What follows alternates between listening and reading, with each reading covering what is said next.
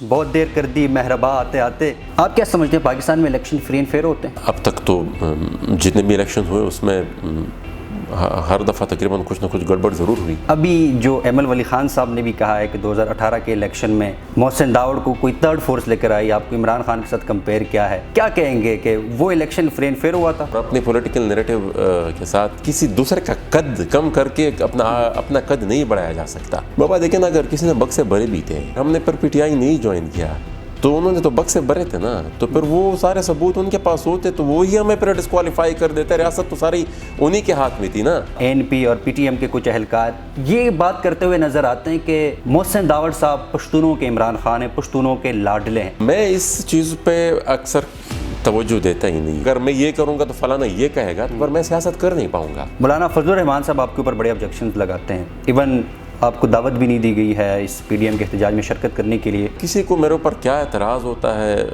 کیوں ہوتا ہے، یہ تو آپ کو سنیک بھی کہتے ہیں. لیکن وہ تو ایمل ولی خان صاحب نے کہا کہ یہ سانپ ہے، ہم نے نکال دیا تھا. کون سی حرکت کی تھی آپ نے؟ یہ جتنے بھی لوگوں کو نکالا تھا، اگر میری تنظیم ختم کی تھی وہ بھی اسفندیار ولی خان نے کی تھی، اور افراسیاب خٹک صاحب اور بشرا گوہر صاحب کو، ان سب کو بھی اگر وہ کیا تھا. پولیٹیکل جو پشتون کاز ہے آپ کے لیے کیا ہے؟ آنے والے وقتوں میں جو اسٹریٹجک گیمز کھیلے گئی، پراکسی وارز کھیلے گئے، جڑ سے اس کا خاتمہ. N D M Pashtun cause کو لے کر کس طرح ایک یونیک وے میں یا ڈیفرنٹ وے میں لے کر چلے گی؟ پالیٹکس کے کانٹیکسٹ میں اگر ہم دیکھیں، پوری ملک کی سیاست میں بھی اگر ہم اس کو دیکھیں تو اس کا فقدان ہے. اس کی بنیادی وجہ یہ ہے کہ ہمارے سیاسی پارٹیوں میں ادارے نہیں بنے. تو جب ادارے نہیں بنیں گے اور فیصلے افراد کریں گے، اس کا مقابلہ ایک مضبوط سیاسی ڈھانچے کے ذریعے ہی کیا جا سکتا ہے. تصویراً بتا دیجیے گا، محسن داوڑ صاحب یا این ڈی ایم جو ہے آنے والے الیکشن میں جب بھی ہوتے ہیں کس ایجنڈے کے ساتھ الیکشن لڑے گی؟ ہر کسی کے چہرے پر جھوٹ کی سیاہی ہے. ہر کسی کے چہرے پہ جھوٹ کی سیاہی ہے. اب حسین لوگوں کو آئینے ترستے ہیں. واہ واہ، بہت اچھا. السلام علیکم، میں اسد اللہ خان وزیر ہوں. امید کرتا ہوں آپ تمام احباب خیریت سے ہوں گے. ایک عرصے بعد ایک بار پھر پراپر انٹرویو سیشن کے ساتھ آپ کی خدمت میں حاضر ہوئے ہیں، اور میں نے ضروری سمجھا کہ اپنے وزیرستان کے لوگوں کا جو مقدمہ ہے ان کے نمائندے کے ساتھ رکھا جائے. تو میرے ساتھ آج شامل گفتگو ہوں گے very shrewd politician, chairman national democratic movement MNA and chairman senate standing committee for foreign affairs, none other than Mohsin Dawar sahib. Dawar صاحب، تھینک یو سو مچ، بہت دیر کر دی مہرباں آتے آتے. سب سے پہلے تو آپ کو بہت مبارکباد کہ آپ نے نیشنل ڈیموکریٹک موومنٹ کی بنیاد رکھی. چونکہ آپ ایک پشتون نیشنلسٹ لیڈر ہیں اور پولیٹیکل جو کاز ہے پشتونوں کا اس کو لے کر آپ چلتے ہیں، لیکن مجھ جیسا جو سیاسی طالب علم ہے وہ پشتونوں کا جو پولیٹیکل کاز ہے اس کو لے کر کنفیوز ہوا پڑا ہے. آپ کی نظر میں پشتونوں کا پولیٹیکل کاز کیا ہے، and do you think is it possible to achieve that cause in a majoritarian system like we have in Pakistan? بہت شکریہ جی. ایک بنیادی سوال کیا آپ نے، اور جہاں تک دیر کی بات تھی تو میرے خیال میں آپ نے بھی کافی دیر کر دی، بڑی دیر بعد آپ نے بھی رابطہ کیا ہے. گزارش یہ ہے کہ جہاں تک پاکستان کی جو میجورٹیرین فیڈرل سٹرکچر کی بات ہے تو یہ ایک بیسک فلا ہے پاکستان کی آئینی ڈھانچے میں، اور اس میں دوسری کوئی رائے نہیں ہے. ٹھیک ہے. اور اسی کی وجہ سے میرے خیال میں ہمارے جو فیڈریٹنگ یونٹس، جو چھوٹی قومیتیں ہیں، ان میں جو ان کا جو استحصال ہوا ہے اور وہ ان کی جو گریونسز ہے، اس لیے وہ ایڈریس پہ نہیں ہو رہا ہے، کیونکہ یہ جو فیڈریشن میں ان کی ریپرزنٹیشن ہے وہ اتنی نامینل ہے کہ مطلب یہاں کی جو مین اسٹریم پولیٹیکل فورسز ہیں ان کو ان کے مسائل کے لیے کسی بڑے پولیٹیکل ایڈونچر کا سامنا کرنا، ان کو زیادہ میٹیریلی ان کو فیور نہیں کرنا. تو یہ تو ایک بنیادی مسئلہ ہے. اس میں تو اسٹرگل جاری رہے گی، اور یہ ہونا بھی چاہیے کہ اس میں تبدیلی ہو. یہ بتائیے کہ پولیٹیکل جو پشتون کاز ہے آپ کے لیے کیا ہے، محسن داوڑ صاحب کے لیے وہ کیا ہے؟ دیکھیے، وہ کاز تو یہ ہے کہ ہمارے جو بنیادی انسانی حقوق ہے ان کا تحفظ ہے، ہماری تاریخ کا تحفظ ہے، ہماری زبان کا تحفظ ہے، اور یہاں پر ایک بنیادی جو عزت کی زندگی ہے، اور جو پروجیکٹس یہاں پر اسٹریٹجک کافی عرصے سے چلائے گئے ہیں ان کی روک تھام ہے، اور آئندہ آنے والے وقتوں میں کیونکہ ان کا تسلسل ابھی بھی جاری ہے، تو اس کا مکمل طور پر خاتمہ، یہ جو اسٹریٹجک گیمز کھیلے گئے، جو پراکسی وارز کھیلے گئے، ملیٹنسی برائے نام یہاں پر ایک پروجیکٹ تب وہ ابھی بھی اس کا تسلسل جاری ہے، اور اس کو جڑ سے اس کا خاتمہ، اور یہ جو ہے پشتون آئیڈینٹی اس کا اس کو قائم رکھنا، ٹھیک ہے، تو یہ میرے خیال میں ہر ایک پولیٹیکل ورکر. ٹھیک ہے. اچھا داور صاحب، چونکہ آپ نے پشتون کاز کی بات کی، تو یہاں پہ ڈفرینٹ پولیٹیکل پارٹیز پائی جاتی ہے، نیشنلسٹ پشتون نیشنلسٹ پارٹیز پائی جاتی ہے. یہ بتائیے گا N D M Pashtun cause کو لے کر کس طرح ایک یونیک وے میں یا ڈفرینٹ وے میں لے کر چلے گی؟ یہ 2-3 چیزیں ہیں. ہمارے یہاں سب سے بڑا مسئلہ تو ہے نیریٹو کی حد تک یا مینیفیسٹو کی حد تک اگر آپ دیکھ لیں تو جو بھی پارٹی ہوتی ہے اپنے منشور پہ وہ اعلیٰ سے اعلیٰ ایکسپرٹس بٹھا کر ہی ایک خوبصورت سا کتابچہ وہ چھاپ دیتے ہیں، لیکن پرابلم تب آتی ہے جب وہ امپلیمنٹیشن سٹیج پہ وہ بات جاتی ہے، اور پریکٹیکل سٹرگل کی جب بات آتی ہے تو پھر اس میں کافی فرق ہوتا ہے. یہ جس طریقے کا ہمارا ریاستی ڈھانچہ ہے، جتنی مضبوط یہاں پر فوج ہے، جتنی مضبوط یہاں پر فوج نے پینیٹریشن کی ہے اس پوری اسٹرکچر میں، وہ پھر ان کے ظاہر بات ہے اپنے انٹرسٹس ہوتے ہیں، کارپوریٹ انٹرسٹ ہوتے ہیں، ان کے اسٹریٹجک انٹرسٹس، وہ بھی کارپوریٹ ہی ان کی بنیاد ہے، اس کی وجہ سے پھر وہ اپنی سوچ کے مطابق اس کو مینوور کرتے ہیں، اور سویلین سپیس جو ہے پولیٹکس میں دن بدن شرنک ہوتی جا رہی ہے. اب ایسی سچویشن میں میرے خیال میں اس طرح کے حالات کا مقابلہ کرنا یہ افراد کی بس کی بات نہیں ہے. اس کا مقابلہ ایک مضبوط سیاسی ڈھانچے کے ذریعے ہی کیا جا سکتا ہے، اور وہ مضبوط سیاسی ڈھانچہ انفارچونیٹلی یہاں پر اس وقت موجود نہیں ہے. نہ صرف نیشنلسٹ پالیٹکس کے کانٹیکسٹ میں اگر ہم دیکھیں، پوری ملک کی سیاست میں بھی اگر ہم اس کو دیکھیں تو اس کا فقدان ہے. اس کی بنیادی وجہ یہ ہے کہ ہمارے سیاسی پارٹیوں میں ادارے نہیں بنے. تو جب ادارے نہیں بنیں گے اور فیصلے افراد کریں گے تو پھر افراد کے کمپرومائز ہو جانے سے پھر پوری کی پوری سیاسی جماعت کمپرومائز. تو جو فرق ہے وہ صرف یہ ہے کہ ایک ڈیموکریٹک سٹرکچر ہونا چاہیے، فیصلہ سازی کا جو عمل ہے اس میں جمہوریت ہونی چاہیے، تو ادارے بنانے چاہیے. سب سے پہلے فوکس تو اس کا. آپ یہ کہہ رہے ہیں کہ ڈیموکریٹک سٹرکچر جو ہے وہ لیک کر رہا ہے جو نیشنلسٹ پولیٹیکل پارٹیز ہیں ہماری. لیکن دوسری چیز جو ہے، ظاہراً تو سبھی کہتے ہیں کہ بھئی ہم یوتھ کو نمائندگی دے رہے ہیں، لیکن پریکٹیکلی مطلب ایسا پھر ہوتا نہیں ہے، اور وہ مور دین 60% ہماری جو پاپولیشن ہے وہ یوتھ سے مشتمل ہے. تو وہ ان کو وہ سٹیک ہماری سیاست میں ابھی تک نہیں ملا جو جس کا وہ حقدار تھے، جو ملنا چاہیے. اور ہماری ایک شاید ہمارا خاصہ یہ بھی ہو کہ یوتھ کی جماعت ہے، اور ہم نے یہ طرح نہیں کہ مثال زبانی طور پر پورا ہمارا جو جتنا بھی ہمارا سٹرکچر جو جتنی یہاں تک جتنی ہماری تنظیمیں بنی ہے صوبائی سطح پر یا. اچھا داور صاحب، چونکہ آپ نے بات کی کہ مختلف لوگ ڈفرینٹ طریقے سے اس کو لے کر چلیں، لیکن جو نیشنلسٹ پارٹیز ہیں یا جو ریلیجیس پارٹیز ہیں ان کے جو نیریٹیوز ہیں، پولیٹیکل نیریٹیوز، آپ کو لگتا ہے کہ کچھ ایسے سلوگنز ہیں جن کے اوپر ہماری جو پشتون نیشنلسٹ پارٹیز ہیں ان میں کنسنسس ہو سکتا ہے؟ وہ کون سے ایسے سلوگنز ہیں اور ان وٹ فارم؟ لیکن اب کنسنسس تو بہت سی چیزوں پہ ہو سکتا ہے. مطلب اب پیس جو ہے، اب لیکن امن کو ہم اگر یہ جو قوم پرست سیاسی جماعتیں ہیں اور مذہبی جماعتیں ہیں، کہنے کو تو سبھی کہتی ہیں، لیکن ایک بڑی کلیئر بائیفرکیشن ہے، ٹھیک ہے نا، کیونکہ اس کا اوریجن ہماری افغان پالیسی کی ہے، اور اس کو مختلف یہاں پر سیاسی قوتیں مختلف انداز سے دیکھتے ہیں. ایک تو مذہب اور قوم پرست جماعتوں میں جو تفریق ہے وہ سب سے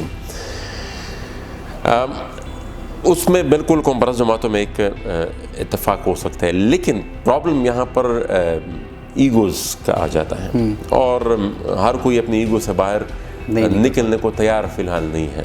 اچھا، اسی کے ساتھ ایک اور سوال جڑا ہوا ہے. اب پشتون پالیٹکس کو جب آپ دیکھتے ہیں فاٹا کو یا باقی علاقوں میں، وہاں پہ نیشنلسٹ پارٹیز کے ساتھ ساتھ ریلیجیس پارٹیز بھی ہمیں دیکھنے کو ملتی ہے.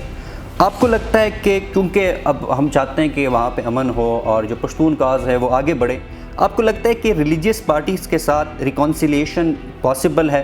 اگر ہے تو اس کا امپیکٹ کیا ہوگا؟ لیکن نا ریکنسیلیشن آپ کہتے کس کو ہیں؟ پہلے تو اس پہ تھوڑی بات ہونی چاہیے. دیکھیں داور صاحب کے لیے میری گزارش ہے, دیکھیں نا پولیٹیکل ایکٹیویٹی کی سب کو اجازت ہونی چاہیے. ٹھیک ہے, دیکھیں نا ایک ہیلدی پولیٹیکل انوائرمنٹ میرے خیال میں ہونا چاہیے. وہ اپنا مدعا لے کر عوام کے پاس جائیں گے, اور وہ ہسٹوریکلی تو صرف انہی کو ایک اجازت تھی وہاں پر, کیونکہ مدرسے تھے وہاں پر, اور ہر مدرسے میں ظاہر بات ان کی بیسک یونٹ تھی, بلکہ ہر ایک مسجد میں ان کی ایک بیسک یونٹ تھی. اب یہ جو باقی سیاسی جماعتیں ہیں یہ تو پھر 2013 میں کہیں وہ پولیٹیکل پارٹیز ایکٹ ایکسٹینڈ ہوا, اور اس کے بعد بھی مطلب وہ ڈیفیکٹو ڈیجورے سچویشن تھی, کاغذات میں وہ اجازت مل گئی لیکن حقیقت میں نہیں مل رہی تھی. وہ جو بیوروکریٹک ہرڈلز تھے, اب جا کر کہیں اس کو ان سیاسی قوتوں کو تھوڑی بہت وہاں پر انٹری ان کی ہوئی ہے. اور تو میرے خیال میں یہ انوائرمنٹ ہونا چاہیے, ہر ایک کے پاس اپنا موقف ہے, اپنا ان کے پاس منشور ہے, وہ جائے عوام کے پاس ان کو کنونس کرے اپنے نیریٹیو پہ. تو میرے خیال میں وہ ہیلدی انوائرمنٹ ہوگا, پولیٹیکل ایکٹیویٹی ہوگی, تو at the end of the day سیاست جس بھی شکل میں ہو تو میرے خیال میں at the end of the day وہ لوکل جو آبادی ہے اس کے مفاد میں ہی ہوگی. آپ کیا سمجھتے ہیں پاکستان میں الیکشن فری اینڈ فیئر ہوتے ہیں؟ اب تک تو جتنے بھی الیکشن ہوئے اس میں ہر دفعہ تقریباً کچھ نہ کچھ گڑبڑ ضرور ہوئی. ٹھیک ہے, ابھی جو ایمل ولی خان صاحب نے بھی کہا ہے کہ 2018 کے الیکشن میں محسن داوڑ کو کوئی تھرڈ فورس لے کر آئی, آپ کو عمران خان کے ساتھ کمپیئر کیا ہے, کیا کہیں گے کہ وہ الیکشن فری اینڈ فیئر ہوا تھا؟ یہ دو باتیں ہیں. 2018 کے الیکشن میں ٹک ٹاک دھاندلی ہوئی تھی, ٹھیک ہے, لیکن پھر بھی اس دھاندلی کے باوجود کچھ لوگ وہ اس ماحول سے نکل آ گئے تھے. نون لیگ کے بھی کافی لوگ تھے, پیپلز پارٹی ہمارے صوبے میں بھی تھے.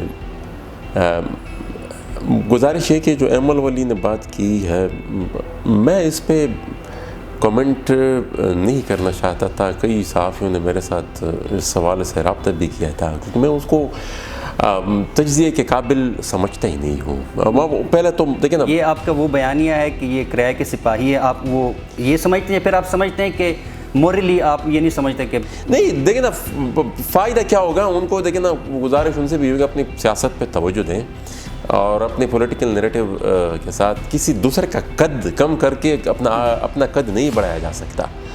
تو وہ ہی better focus on his own politics. دیکھیں نا اس میں ریزن آپ کی مورل, میں صرف اس میں ایک گزارش کہتا ہوں, لیکن ان کے اور وہ ان کے والد صاحب خود آپس میں پہلے فیصلہ کر لیں. الیکشن سے پہلے وہ ان کے والد صاحب کا انٹرویو سلیم صافی کے ساتھ ریکارڈ میں موجود, وہ کہہ رہے تھے کہ یہ اینٹی اسٹیٹ ہے, لڑانا چاہتے ہیں. اور وہ پھر جب ہم جیت گئے اور وہ پھر ان کے پاس دوسرا فتویٰ آ گیا کہ بھئی یہ تو ان کی ایجنسی کی مدد سے جیتے ہیں. اور ایک تو فیکچولی یہ بات بھی انہوں نے غلط کی تھی کہ پی ٹی آئی نے میرے مقابلے میں امیدوار کھڑا نہیں کیا تھا. یہ وہ کھڑا تھا, وہ امیدوار تھے ان کے, اور خاصے تگڑے امیدوار کو انہوں نے فیلڈ کیا تھا. تو سٹارٹ میں ان کی جو بات تھی وہ غلط ثابت ہو جاتی ہے. دوسرے دیکھیں نا, پھر وہ جو مجھے وہ کلپ جو لوگوں نے بھیجا تو اس میں یہ بات انہوں نے کی تھی کہ بے شروع میں یہ بات ہوئی تھی, پھر اس کے بعد یہ بات ہوئی تھی. بابا دیکھیں نا, اگر کسی نے بکسے بھرے بھی تھے اور بعد میں مثال جو وہ کہہ رہے ہیں کہ بھئی بات یہ ہوئی تھی کہ بھئی یہ پی ٹی آئی جوائن کریں گے, تو اگر ہم نے پھر پی ٹی آئی نہیں جوائن کیا تو انہوں نے تو بکسے بھرے تھے نا, تو پھر وہ سارے ثبوت ان کے پاس ہوتے تو وہی ہمیں پھر ڈسکوالیفائی کر دیتے. ریاست تو ساری انہی کے ہاتھ میں تھی نا. تو میرے خیال میں مزہ کا خیز قسم کی باتیں ہیں, مطلب ان کو ایک بہت بڑی پولیٹیکل لیگیسی کہ وہ وارث ہیں, تو وہ ان کو اس سے کافی بہتر ہونا چاہیے تھا. ٹھیک. اچھا, ایک اور میں بڑا دیکھ رہا ہوں سوشل میڈیا پہ, جے او آئی فے ہوگی اسپیشلی اے این پی اور پی ٹی ایم کے کچھ اہلکار یہ بات کرتے ہوئے نظر آتے ہیں کہ محسن داوڑ صاحب پشتونوں کے عمران خان ہیں, پشتونوں کے لاڈلے ہیں. کیا وجہ ہے؟ آپ نے کوئی سیاسی تحفظات ہیں ان کو, کیا وجہ, کیا سمجھتے ہیں؟ لیکن نا میں اس چیز پہ اکثر توجہ دیتا ہی نہیں ہوں. یہ جو پولیٹیکل کمپین جتنی بھی ہوئی ہے میرے خلاف، یہ شروعات یہاں پر مختلف گروپ سے ہوئی ہے. پی ٹی آئی نے بھی اس میں اخیر کر دی ہے، یہ ہماری جو پشتون قوم پرست سیاسی جماعتیں ہیں اس میں بھی انہوں سب نے اس میں اخیر کر دی ہے. ٹھیک ہے، جن کا بھی آپ نے نام لیا. اچھا پھر اس کے بعد آئی اس پیار کے جو ٹرولز ہیں انہوں نے بھی اس پہ اخیر کر دی ہے. اب یہ جو ریسنٹلی یہ جو ملیٹنٹ گروپس ہیں، یہ طالبان وغیرہ، یہ بھی آج کل کافی ایکٹیو ہیں سوشل میڈیا پر، انہوں نے بھی اخیر کر دی ہے. مطلب ایسا کوئی رہا ہی نہیں ہے جو جنہوں نے کسی شکل میں کوئی نہ کوئی تنقید نہ کی ہو. لیکن ہمارے صحت پہ تو کوئی اثر نہیں پڑتا. ٹھیک، میں جب خود لاڈلا کیوں کہا جا رہا ہے، کیا وجہ ہو سکتی ہے؟ دیکھیں وہ جو کرتے ہیں پشتونوں کے لاڈلے ہیں، وہ خود جو ان کے ٹرولز تو مختلف قسم کی باتیں کرتے ہیں، جو وہ کہتے ہیں وہ خود ہی اس کو ایکسپلین کرتے ہیں کہ بھئی ان کا میری صحت پہ کوئی اثر پڑتا نہیں، نہ میری سیاست پہ. لیکن نا میں اگر اپنی سیاست کو اس انداز میں شیپ کروں کہ اگر میں یہ کروں گا تو فلانا یہ کہے گا، تو پر میں سیاست کر نہیں پاؤں گا. ٹھیک ہے نا. میں once I am convinced I don't care. مطلب اپنی جو پارٹی ہمارا ایک فیصلہ لے لیتی ہے تو پھر گو ود دیٹ، پھر اس پہ کڑے رہتے ہیں. ٹھیک. اچھا داور صاحب، وزیرستان کے لوگوں کو یہ تشویش بھی تھی جب پی ڈی ایم کی حکومت بن رہی تھی کہ، اور یہ پہلے ہمیں پتہ بھی چلا تھا کہ محسن داور صاحب کو کیبنٹ کا ممبر بنایا جا رہا ہے، بڑا اسٹرانگ آپ یہ ہم سمجھ رہے تھے کہ ممبر بنایا جا رہا ہے، بات ہو چکی تھی. لیکن کیا وجہ بنی آپ کی جو رکاوٹ تھی؟ اور یہ بھی ہمیں پتہ ہے کہ پشتون تھے، وہ ریلیجیس پارٹی کے لوگ تھے یا پھر نیشنلسٹ پارٹیز کے لوگ تھے جو کیبنٹ سے آپ کو روک؟ لیکن نا جو دو چیزیں جو ہیں وہ پہلے ہی دن سے ہم فیس کر رہے تھے. پی ڈی ایم میں بھی جب میں تھا تو کئی قوم پرست اور مذہبی جماعتیں وہ اس وقت میرے اس اتحاد میں موجودگی پر وہ خوش نہیں تھے اور وہ اس کے خلاف تھے. حالانکہ وہ کوئی حکومتی اتحاد نہیں تھا، نہ کوئی حکومتی عہدے وہاں پر بانٹے جا رہے تھے. وہ اپوزیشن اتحادی تھا، مطلب اس میں تو مار کٹائی ہونی تھی، جیلیں ہی تھی کچھ. ہوتا مطلب وہ کانسیکوینسز تو اس کے زیادہ کچھ وہ نہیں تھے. لیکن وہاں پر بھی میرے وجود پہ وہ کافی لوگ خوش نہیں تھے. بہرحال بات جب حکومت کے آنے تک آئی تو زیادہ تو مجھے پھر اس کی ڈیٹیل کا پتہ نہیں، لیکن جو مجھ تک بات پہنچی ہے پی ایم صاحب کی طرف سے وہ یہی تھی کہ مثال آرمی چیف اس وقت کے جو تھے جنرل باجوہ صاحب، وہ ان کو جب پتہ چلا کہ میں آپ کو کیبنٹ میں لے رہا ہوں تو وہ اس پہ اس نے کافی اظہار. مولانا فضل الرحمان صاحب آپ کے اوپر بڑے آبجیکشنز لگاتے ہیں، ایون آپ کو دعوت بھی نہیں دی گئی ہے اس پی ڈی ایم کے احتجاج میں شرکت کرنے کے لیے. اور ہم نے بہت سارے جے یو آئی کے لیڈران سے بھی یہ سنا ہے کہ نہیں ہمیں ان کے اوپر آبجیکشنز ہے. تو کیا وجہ ہے؟ وہ ایک تھرڈ پارٹی کے ساتھ آپ کا کنیکشن جوڑتے ہیں، حالانکہ آپ کا بڑا کاسٹنگ ووٹ تھا. مولانا صاحب کیوں آپ کے خلاف اتنے زیادہ ہے، کیوں اتنے تحفظات رکھتے ہیں؟ وہ تو آپ ان سے ایون جب میٹنگز ہوتی ہیں تو مولانا صاحب کہتے ہیں کہ محسن داور صاحب کو نہ بلایا جائے. نہیں نا، وہ میں نے شروع میں اس کو ایکسپلین کر دیا کہ پی ڈی ایم میں بھی ان کو یہی اعتراض تھا. اور باقی اب یہ جو احتجاج ہو رہا ہے اس میں تو ساری ایک تو پی ڈی ایم کا ہم حصہ نہیں تھے پہلے دن سے. انہوں نے چلو پی ڈی ایم کے علاوہ دو پارٹیاں جو ہیں پیپل پارٹی اور اے این پی، ان کو دعوت دی ہے. ان کو بھی دیر سے دعوت ملی، اے این پی کو بھی. تو ہمارے ساتھ اس سلسلے میں ابھی تک کوئی رابطہ نہیں کیا. ہو بھی جائے تو مثال پارٹی بیٹے کی پارٹی اس پہ اپنا فیصلہ کرے گی جو بھی کرے گی. باقی دیکھیں نا کسی کو میرے اوپر کیا اعتراض ہوتا ہے، کیوں ہوتا ہے، یہ تو آپ اسنیک بھی کہتے ہیں. لیکن نا وہ دیکھیں نا وہ تو احمد ولی خان صاحب نے کہا کہ یہ سانپ ہے ہم نے نکال دیا تھا. کون سی حرکت کی تھی آپ نے؟ دیکھیں نا وہ بات فیکچولی پھر بھی وہ بات پھر بھی غلط ہے. انہوں نے کسی کو مطلب وہ تو خود بھی مطلب صوبائی کابینہ میں آئی ڈونٹ نو کیا اس کا عہدہ تھا، یہ جتنے بھی لوگوں کو نکالا تھا اگر میری تنظیم ختم کی تھی وہ بھی اسفندیار ولی خان نے کی تھی. اور افراسیاب خٹک صاحب اور بشرا گوہر صاحب کو ان سب کو بھی اگر وہ کیا تھا. صرف میرے خیال میں لطیف لالہ کے کیس میں وہ اس وقت صوبائی صدر تھے، باقی تو وہ اسفندیار ولی خان صاحب ہی نے کیا تھا. اور لیکن اس سے بھی وہ اس ایٹیچیوڈ کی عکاسی ہوتی ہے کہ وہ سیاسی جماعت اب کم ایک فیملی انٹرپرائز اب زیادہ ہو گئی ہے. مطلب وہ کہہ رہے کہ میں نے یہ کیا تھا. بہرحال میں اس بحث میں زیادہ ٹھیک ہے، بس اس کو چھوڑتے ہیں. داور صاحب، as you are the chairman of Senate standing committee for foreign affairs, being a chairman, how do you see the changing dynamics of world politics and where do you see the position of Pakistan? دیکھیے جی اس میں یہ بڑا اہم سوال کیا آپ نے. ہماری پہلے ہی دن سے جب سے پاکستان بنا، بلکہ دوسری جنگ عظیم کے بعد سے جو اس وقت کی یہاں کی لیڈرشپ تھی مسلم لیگ کی، اور وہ جو ڈاکومنٹس ہیں، جو نیریٹیوز ہیں،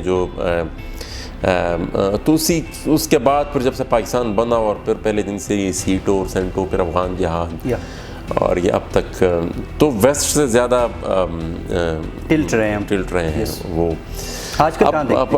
لیکن اب تو بڑی کنفیوزنگ سچویشن پر اور بڑی ایک ڈیفائننگ سچویشن پر پاکستان آ کھڑا ہوا ہے، کیونکہ ویسٹ اب یہی چاہتا ہے، جو وہی ایٹیچیوڈ چاہتا ہے ہمارے چند پڑوسی ممالک چین کے خلاف، جو کسی زمانے میں ہمارا روس کے خلاف تھا، جس میں ہم نے دیکھیں نا دنیا میں کون سی ریاست ایسی ہوگی جو اپنے آپ کو بطور ایندھن استعمال کرے کسی دوسرے ملک کے ویسٹڈ انٹرسٹ کے لیے.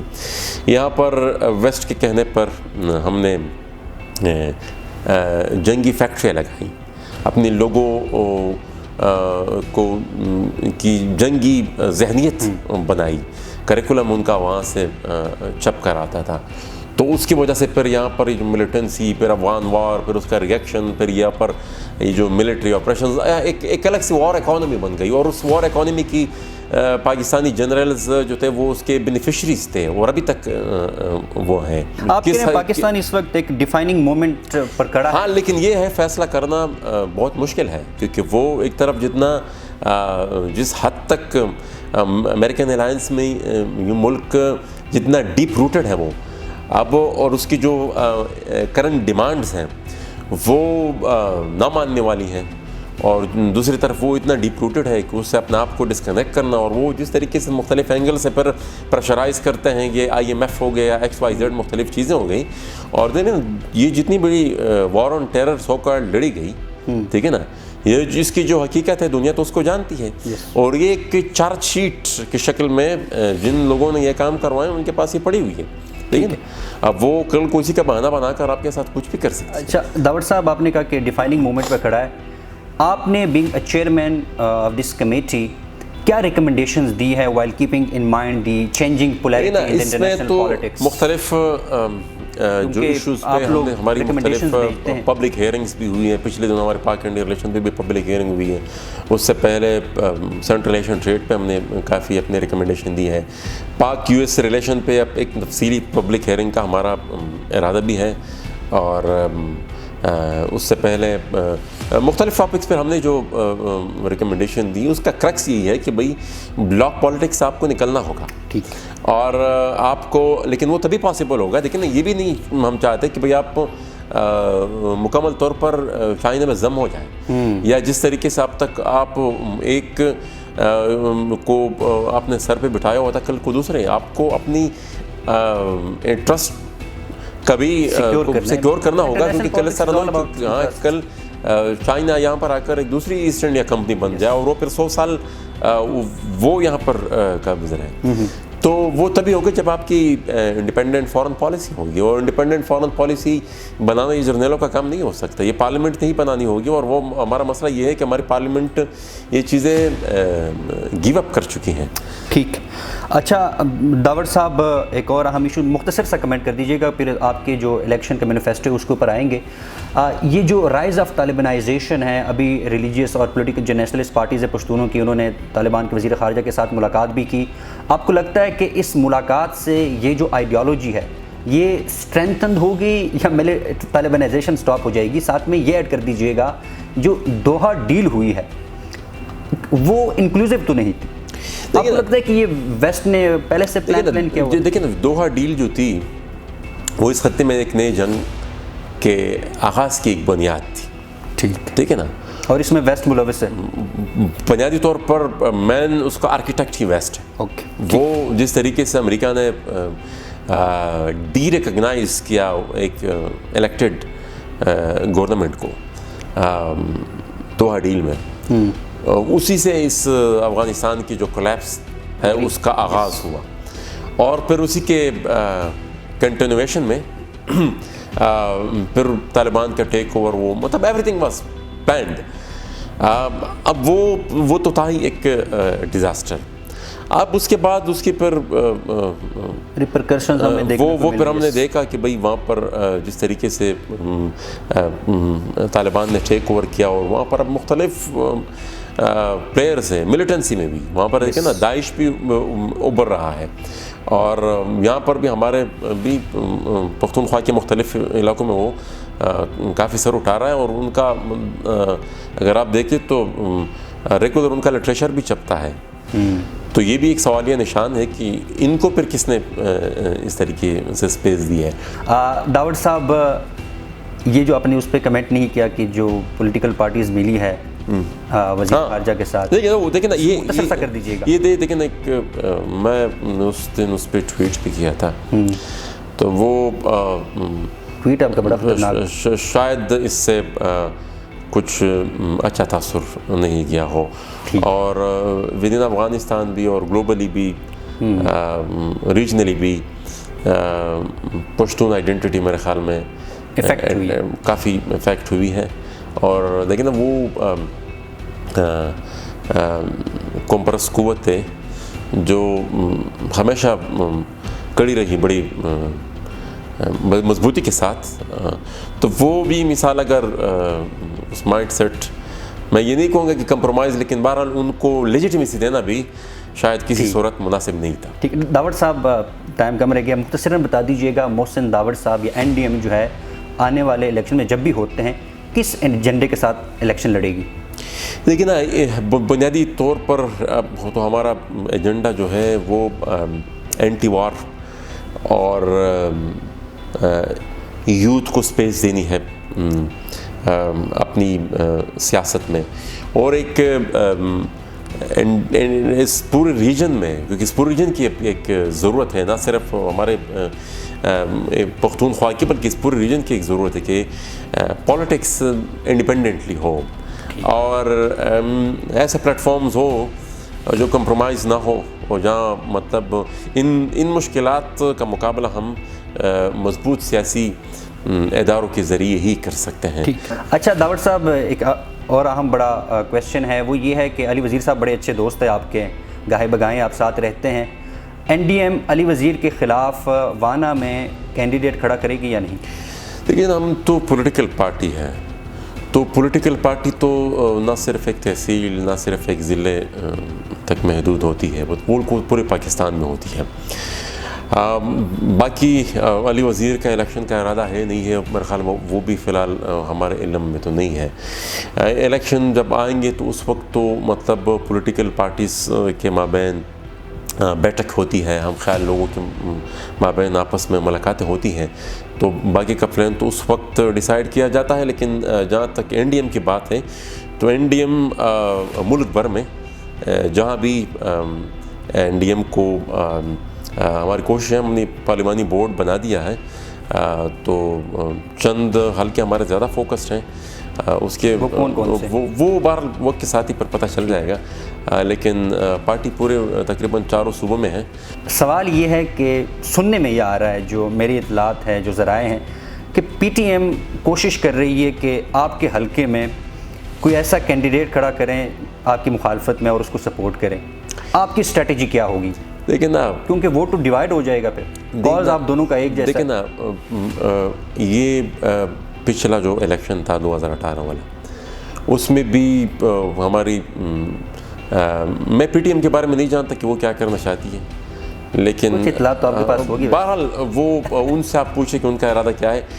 میں تو 2018 کے الیکشن میں بات کروں گا آپ کی کہ اس میں کافی فیلڈنگ ہوئی تھی میرے خلاف، اور وہاں کی جو ایجنسیاں مطلب جس طریقے سے مینوور کرتی ہیں، انہوں نے ان تمام علاقوں سے جہاں سے میں ووٹ اٹھا سکتا وہاں پہ انہوں نے الگ الگ کینڈیڈیٹس فیلڈ کر دیے تھے، ٹھیک ہے، تاکہ خواتین کے ووٹس میں کافی مینیپولیشن ہوئی تھی کہ بھئی جہاں سے خواتین کا ووٹ مجھے پڑنا تھا، ان کے پولنگ اسٹیشن 15-20 کلومیٹر دور رکھ دیا تھا تاکہ وہ ووٹ پول ہی نہ ہو، لیکن پھر بھی مطلب آپ جیت گئے. ہم جیت گئے. تو وہ مطلب جو بھی ہو ہم اس چیز کی شاید اتنی ظاہر بات ہم نے سیاست کرنی ہے اور اس نیریٹو کے ساتھ کرنی ہے تو ہارڈلس تو کافی زیادہ ہوں گے اس میں، لیکن بہرحال ہم تیار ہیں مقابلے کے ہر قسم کے حالات کے لیے مینی ٹائم تیار رہتے ہیں. جی آپ نے دیکھا میرے ساتھ اس وقت موجود تھے ویری اسٹوڈ پولیٹیشین، اور جب بھی آپ ان سے بات کرتے ہیں بڑا اچھا لگتا ہے کیونکہ پولیٹیکلی بڑے اویئر ہے.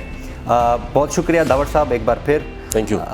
ایک شعر کے ساتھ اگر کچھ شعر یا غزل پشتو میں سنا دیں اس کے بعد ہم اجازت چاہیں گے. یار پشتو اردو وہ انٹرویو آپ نے اردو کا رکھا ہے، جو آپ شعر آپ کو پسند ہے، میں آپ کے فیوریٹ وہ سننا چاہتا ہوں. پشتو کا فیوریٹ میں کیا اس وقت میں کیا کروں، بہرحال ایک شعر جو اسکول میں ہمارے ایک ٹیچر تو اسی کا ایک شعر ہے اور وہ بس اس وقت موقع پہ یاد آ گیا ہے.